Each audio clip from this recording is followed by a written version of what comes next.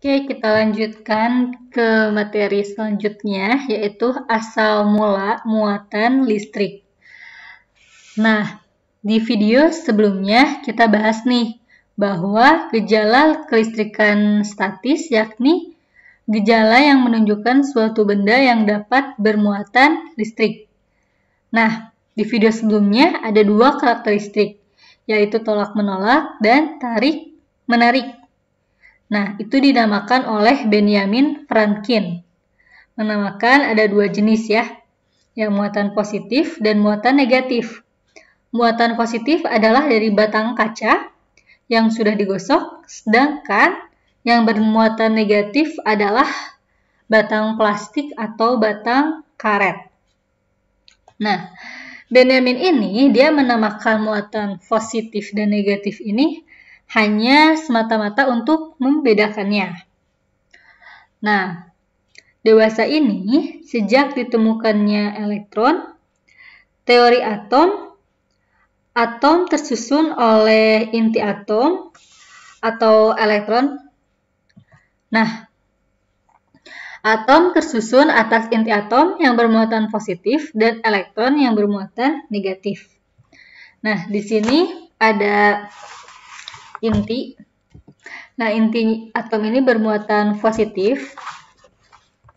Nah, ini garis yang melingkar, dia adalah elektron. Nah, di sini ya misalnya. Elektron. Di sini elektron, dia bermuatan negatif. Di sini bermuatan positif, di sini bermuatan negatif. Nah, elektron ini mengelilingi lintasan. Nah, mengelilingi lintasan dari inti atom dengan jari-jari tertentu. Nah, benda bermuatan listrik ini bermula dari jumlah elektron dan jumlah proton di dalam inti. Kalau dalam atom jumlah proton, jumlah elektronnya sama, maka dia akan netral. Nah, atom bersifat netral artinya jumlah muatan positif dan muatan negatif itu sama. Nah, di sini yang mudah berpindah itu adalah elektron. Nah, elektron pada lintasan yang paling luar itu relatif tidak terikat kuat sama intinya, sehingga dia akan mudah mengalami perpindahan. Nah, ketika terjadi perpindahan, maka itu akan menyebabkan kehilangan elektron.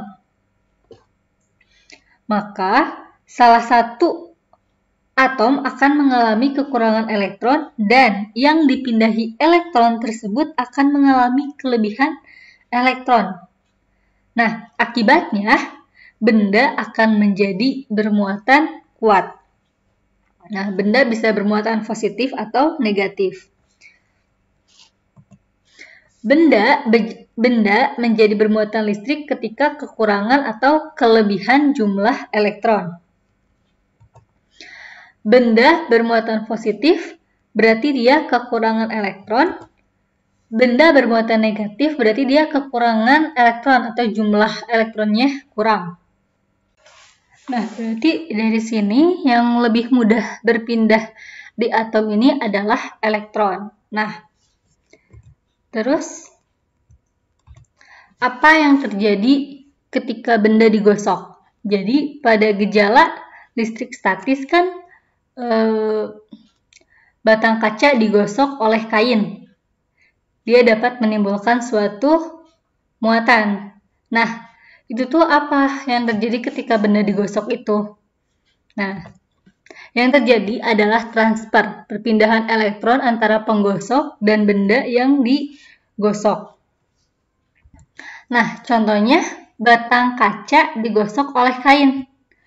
Batang kaca menjadi bermuatan positif dan batang kain menjadi bermuatan negatif.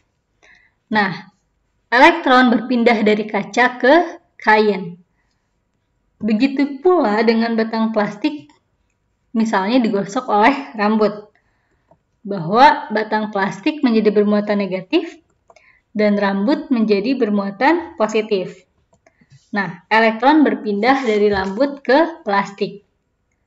Nah, Peristiwa ini menunjukkan bahwa muatan itu jumlahnya kekal. Oke, jadi materi ini bahwa bermuatan listrik atau tidak dari suatu benda bermula dari adanya perpindahan elektron.